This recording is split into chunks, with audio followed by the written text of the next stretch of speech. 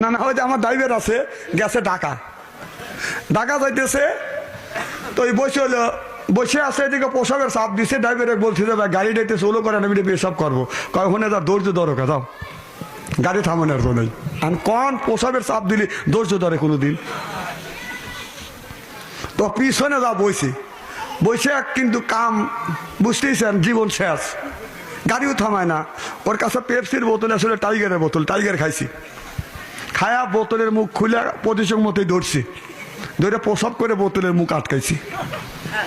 আটকা যেই জানলা দিয়ে ভালা দিছে, একজন ব্যান আলা ওখানে যাইতেছে, যাতেই 3-4 ব্যানে আছে, গাড়িটা থামা কয়ে হেরে নতুন টাইগারের বোতল বাঙেই নেই, ওই বোতল তুলছি। তুইলে একজন কাজায় 4-5 লোক আছে, থামাথামি করতে, ওকে আমি খাবো, ওকে আমি খাবো, কয় না একা খাবো না, অত 5 জন ভাগ করে খাবো।